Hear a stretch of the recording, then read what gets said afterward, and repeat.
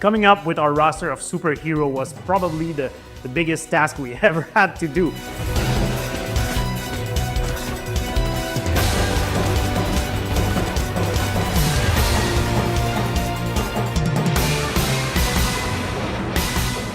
We decided to go with a good mix of iconic and well-known superheroes, but also more surprising characters. I have a personal theory that a good superhero lineup has very recognizable faces, but lesser known characters as well, because it makes you lean forward. Like, who is she? Who is he? Who's that person? Like, you want to discover new characters, and we wanted to introduce new characters to our audience. Our main true line for the character designs were really like a blast from the past from the 90s mixed with a cartoony style. Most of our inspiration comes from the comic books, really old school comic books, and trying to find some designs in there that adapt well to pixel art because that's what we're known for. Characters that audiences might discover with our games are Nova and Phyla-Vell. They're both leads in the Annihilation original comics, so it was really important to have them in our game, but also I'm a huge fan of Nova, and also because we had that 90s styling to our game. Like I was really excited about the idea that he could have his mullet ponytail like he did have in the 90s. And also for Phyla-Vell, she is a character that has this great Joan of Arc type of vibe to her. She has a laser sword that is also really, really cool, that presented themselves as a really fun characters to have. When we were searching for the deep cosmic universe, we came up also with Beta Ray Bill and Cosmic Ghost Rider, who are both incredible characters, but also super fun in terms of gameplay opportunities. On one side, you have Beta Ray Bill equipped with Stormbreaker, who he can use basically as a trap that he can throw and leave on the field for enemies to get hit and use for great combos. But also Cosmic Ghost Rider, who is just this incredibly very loud character that is full of incredible attacks, like using the cosmic machine guns or his whips to basically wreak havoc on the battlefield. It was also a great way for us to give our own twist on some of these characters, especially characters like Beta Ray Bill, who hasn't been in any games before. People might recognize him as being similar to Thor, but at the same time for us it was a chance to really define him in a way that would belong to us.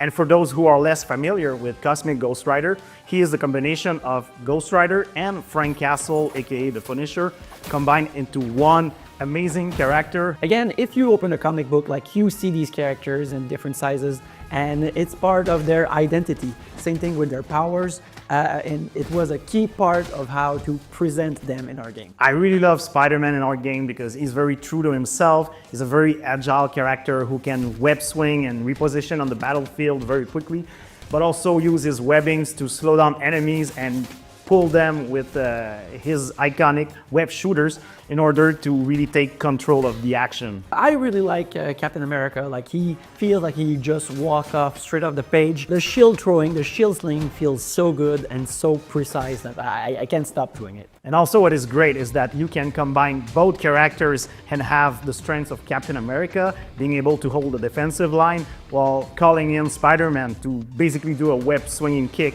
and wipe out a whole lane of the arena. Some of my favorites include She-Hulk and Rocket Raccoon. She-Hulk because she's just a massive character that can throw characters around, throw enemies around, and chain some insane combos. And Rocket Raccoon because he's an agent of chaos. Every time you throw a grenade, it's randomized, so you don't know what you're gonna get. He's really quick. He can do really jump attacks that can combo easily between different enemies. So both of them really have something a bit more unique than I like. I really like Iron Man to play as well. Like, a flying character is very different from a grounded character, and his repulsor blast also allows you to engage the enemy from afar, and that does pretty good as well. And on the other hand, you have Wolverine, who is the ultimate melee character who can use his claws to plow through masses of enemies, but also pounce and perform lethal grabs and really have this amazing hand-to-hand combat experience. I think Phoenix is really great as well. She's well-rounded. She has flight ability. She can grab people with her telekinetic grabs. She can also attack from range, and she can infuse her attacks with fire, which is very characteristic of Phoenix, so all-around great character. Venom is really a fantastic character. He can grab enemies, he can throw them, he can smash them on the ground, he can grab them from midair, and he's also a very fluid character. Like, he has a lot of movement options, and a lot of his actions are transformations, where he uses the symbiote as an advantage, and it's really fun to see it, really fun to change some insane combos. He's really a fun match with Storm, who's a Wind Rider, who's a much more graceful tracker, who can fly and evade pretty much any enemy strikes with her dodge. And Silver Surfer was also a really fun character to work with because he's using his board, part of his attack set, meaning that he's really riding the enemies as he goes, but also uses the power of the cosmos. And we also have Black Panther, who feels closest to a martial arts ninja type of character, who's really has powerful martial arts strikes and uses kunais and also Wakandan technology as part of his powers. And his special attack is actually pretty awesome because it really showcases the power of this character by just going through the whole battlefield in basically a single attack and plowing through these hordes of enemies. There's a lot of different environments to explore in Marvel Cosmic Invasion. We decided to expand on the comic book and add a few different environments.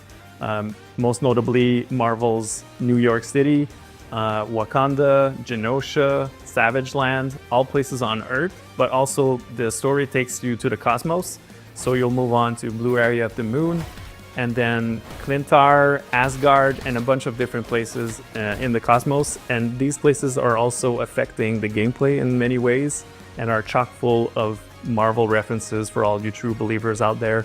A lot of different things to see and a lot of fun place to explore with our 15 playable characters. Everything was made in collaboration with Marvel. Every character design has been reviewed and reworked to make sure that it works. It stays on brand with Marvel and it also works well within the game.